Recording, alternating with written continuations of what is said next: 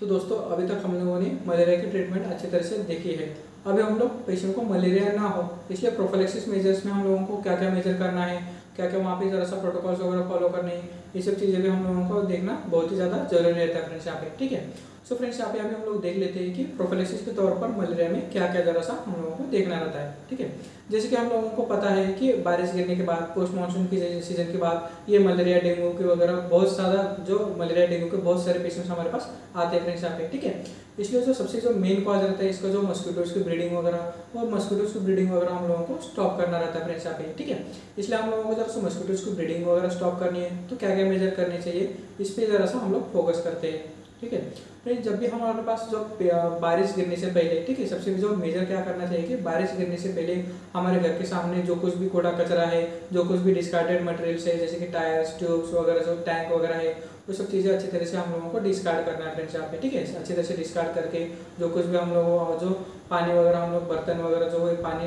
हम भरने के लिए बैलर्स वगैरह है ये अच्छी तरह से वहाँ पे क्लीन वगैरह करनी चाहिए। वहाँ पे बैलर का पानी है 2 दिन में 2-3 दिन में वो चेंज करते जाना चाहिए। मतलब पानी वहाँ पे एक ही जगह पे इकट्ठा वगैरह पानी नहीं रहना चाहिए। जो कुछ भी वाटर ड्रेनेज वगैरह है अच्छी तरह से साफ करनी चाहिए। मतलब वहाँ पे जो नालीज वगैरह रहते हैं, वहाँ पे जो सीवेज वगैरह रहता है उसको अच्छी तरह से वहाँ पे क्लीन वगैरह करना चाहिए। मतलब वहाँ पे जरा सा पानी वगैरह है जो बारिश का पानी वगैरह है वहाँ पे एक ही साथ में अकोमुलेटेड नहीं होना चाहिए। ठीक है, इसलिए पानी वगैरह उसका ड्रेनेज वगैरह प्रॉपर तरीके से उसको अच्छी तरह से बारिश के पहले ये सब चीज़ें वगैरह क्लीन कर लेनी चाहिए। ठीक है, ये सब चीज़ें मेजर्स वगैरह हम लोगों को जरा सा फॉलो करने चाहिए। और बारिश गिरने के बाद भी बारिश का जो पानी है, बारिश का पानी हमारे घर के सामने या फिर हमारे घर के ऊपर वगैरह छत पे वगैरह एक ही जगह पे इकट्ठा वगैरह ना हो, इस पर भी जरा सा हम लोगों को जरा सा ध्यान देना रहता है। ठीक है, इसमें क्या होता है फ्रेंड्स, वहाँ पे पानी एक ही जगह पे अकोमुलेट होता है और वहाँ पे मस्किटोज की ब्रीडिंग वगैरह होती है। तो ऐसी कंडीशन में बहुत ज़्यादा वहाँ पे मस्किटोज की ब्रीडिंग वगैरह होने की वजह से वहाँ पे मस्किटोज वगैरह बहुत सारे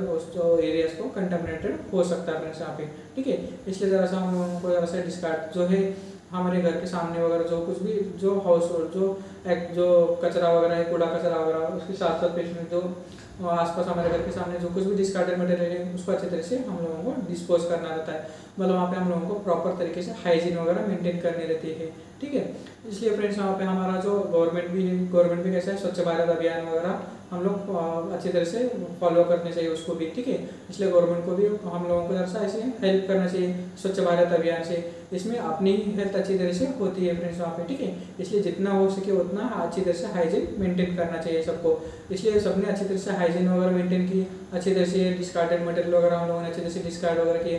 तो ऐसी कंडीशन में मलेरिया है, डेंगू है, ऐसे बहुत सारे जो है पेशेंट जो कंटामिनेटेड हो जाते हैं या फिर वहाँ पे बहुत सारे डेंगू, मलेरिया, कॉलरा जैसी जो बीमारियाँ हो जाती है उसमें बहुत ज़्यादा वहाँ पे मतलब और ब्रेकिंग होता है। मतलब वहाँ पे बहुत ज़्यादा पेशेंट में जो स्प्रेडिंग वगैरह होता है वहाँ पे बहुत ज़्यादा कम होता है फ्रेंड्स यहाँ पे। ठीक है, मतलब वहाँ पे जो कंटामिनेशन है बहुत ज़्यादा वहाँ पे कम होता है। और ऐसे मलेरिया जैसे, डेंगू जैसे, कॉलरा जैसे ऐसे डिसीजेज को हम लोग अच्छी तरह से ट्रीट कर सकते हैं फ्रेंड्स वहाँ पे। ठीक है, इसलिए ऐसे केसेस में हम लोगों को जरा सा मेजर्स क्या क्या लेना जरा सा अभी हम लोग देख लेते हैं। ठीक है, सो फ्रेंड्स यहाँ पे measures should be taken to prevent the mosquito breeding. Mosquito की ब्रीडिंग रोकने के लिए हम लोगों को जरा सा उस पर काम करना चाहिए।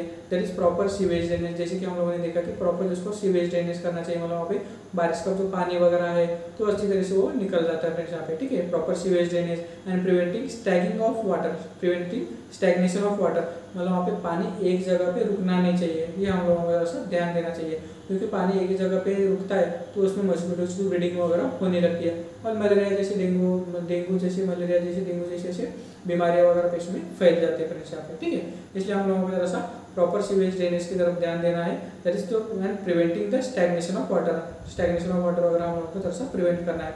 और फ्रेंड्स यहाँ पे समझो पानी वगैरह वहाँ पे समझो कई जगह पानी वगैरह है तो ऐसे पानी में फ्रेंड्स वहाँ पे मस्किटोज की ब्रीडिंग वगैरह रोकने के लिए हम लोगों को जरा सा उस पर ऑयल वगैरह डालना चाहिए। ठीक है, जैसे कि समझो वहाँ पे पेशेंट को हमारे घर के सामने वगैरह क्या है वहाँ पे जरा सा बड़े बड़े टैंक्स वगैरह रहते हैं पानी के। समझो टैंक्स में वगैरह समझो पानी वगैरह वैसे ही है, मतलब वहाँ पे उसको कैसे स्टैग्नेशन ऑफ वाटर वगैरह हो रहा है तो ऐसी कंडीशन में जरा सा उसको ऑयल की स्प्रेडिंग वगैरह करवानी है वहाँ पे। उसमें क्या होता है फ्रेंड्स, वहाँ पे मस्किटोज को लार्वा वगैरह है, मस्किटो के लार्वा किल हो जाते हैं। ठीक है, उसमें वहाँ पे मस्किटोज की ब्रीडिंग वगैरह नहीं होती, इसलिए मलेरिया में जरा सा स्प्रेडिंग में जरा सा हम लोग जरा सा स्टॉप कर सकते हैं। ठीक है, so spreading of oil over the water helps to kill the larva. ठीक है, इसलिए ऑयल जरा सा वहाँ पे वाटर पे जरा सा स्प्रेड करना रहता है।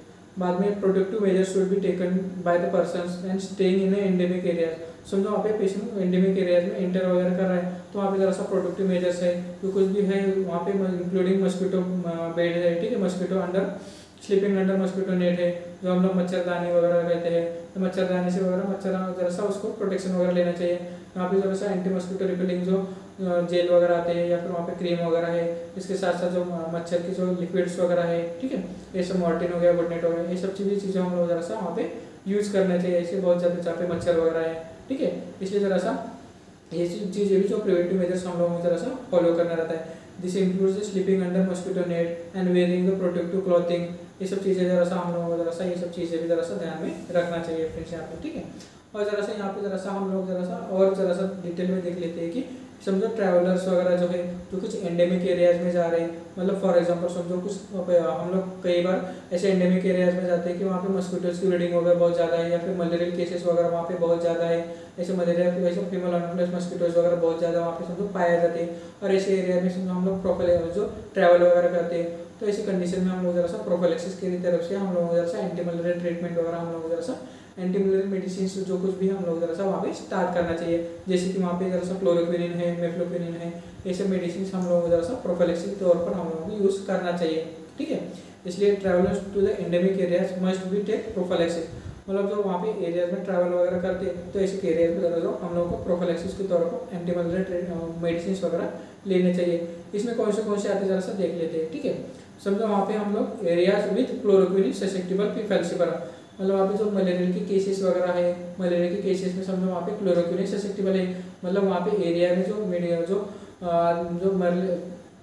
फॉर एग्जाम्पल समझो वहाँ पे एरियाज पे जो कुछ भी पॉपुलेशन है वहाँ पे पॉपुलेशन में समझो क्लोरोक्विनिन वगैरह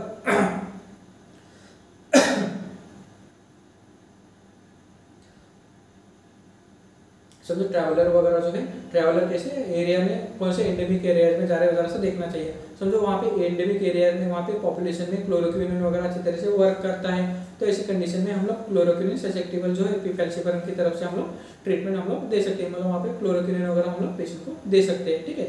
ऐसे एरियाज में एरियाज विद क्लोरोक्विनिन ससेप्टिबल फैल्सिफरम, ऐसे में हम लोग जो क्लोरोक्विनिन के 300 मिलीग्राम के टैबलेट वगैरह है जो कुछ भी हम लोग वहाँ पे इनिशियल स्टेज में हम लोग 1 वीक हम लोग वहाँ पे देना रहता है। लेकिन फ्रेंड्स यहाँ पे कैसे देना रहता है, क्लोरोक्विनिन 300 mg बेस 1 वीक, ठीक है, मतलब हफ्ते में एक ही बार में देना रहता है। ये कब देना रहता है, before for 1 week before exposure, मतलब पेशेंट को समझो वहाँ पे ट्रैवलिंग वगैरह करनी है तो हम लोग ट्रैवलिंग का डेट वगैरह रहता है एक हफ्ता पहले ही हम लोग वहाँ पे मेडिसिन वगैरह स्टार्ट करने चाहिए और ये वीकली रहना चाहिए, वीकली देनी रहती है मेडिसिन, ठीक है। क्लोरोक्विनिन की 300 मिलीग्राम की जो बेस टैबलेट है वो पहले वीक में लेनी है, ठीक है, मतलब हम लोग अगले हफ्ते में जा रहे तो उसके पिछले हफ्ते से मेडिसिन पेशेंट को स्टार्ट करने चाहिए। इसलिए 1 week before exposure, then during exposure 1 week के लिए एंड देन नेक्स्ट 4 वीक्स के लिए आफ्टर एक्सपोजर के बाद आफ्टर एक्सपोजर देन 4 वीक्स के लिए हम लोग पेशेंट को दे सकते हैं। मतलब यहाँ पे सबसे पहले जब हम लोग वहाँ पे ट्रैवल करते हैं तो ट्रैवल के डेट के सबसे पहले वीक में देना रहता है, बाद में जब हम लोग ड्यूरिंग एक्सपोजर मतलब वहाँ पे जब एक्सपोज होते हैं उस वीक में एक बार लेना रहता है, बाद में आफ्टर एक्सपोजर जब हम लोग एक्सपोज होके आते हैं तो अब 4 वीक्स के लिए पर वीक के लिए मतलब वहाँ पे हफ्ते में एक बार वगैरह पेशेंट को देना रहता है ऐसी कंडीशन में, ठीक है। इसलिए जरा सा ये ध्यान में देखना कि chloroquine 300 milligram of base 1 weekly देना है फॉर 1 वीकली देना है for 1 week before exposure, then during exposure, then after 4 weeks after exposure, मतलब जब हम लोग ट्रैवल कर रहे तो उसके ट्रैवलिंग के सबसे पहले एक हफ्ता पहले एक मेडिसिन लेनी है, बाद में जब हम लोग ट्रैवल करते हैं ड्यूरिंग एक्सपोजर में एक बार लेनी है, बाद में जब हम लोग एक्सपोज होकर आते हैं तो नेक्स्ट 4 वीक के लिए हम लोगों को जरा सा वीकली ये मेडिसिन लेना रहता है फ्रेंड्स यहाँ पे, ठीक है। इस तरीके से हम लोग ये क्लोरोक्विनिन टैबलेट वगैरह ले सकते हैं। बाद में आते हैं फ्रेंड्स वहाँ पे जब समझो वहाँ पे उस एरियाज के जो पीपल वगैरह है क्लोरोक्विनिन के लिए समझो रेजिस्टेंस है तो ऐसी कंडीशन में हम लोग क्लोरोक्विनिन रेजिस्टेंस है तो ऐसी कंडीशन में हम लोग मेफ्लोक्विनिन वगैरह ये जो एंटी मलेरिया ट्रीटमेंट दे सकते हैं ऐसे केसेस में, ठीक है।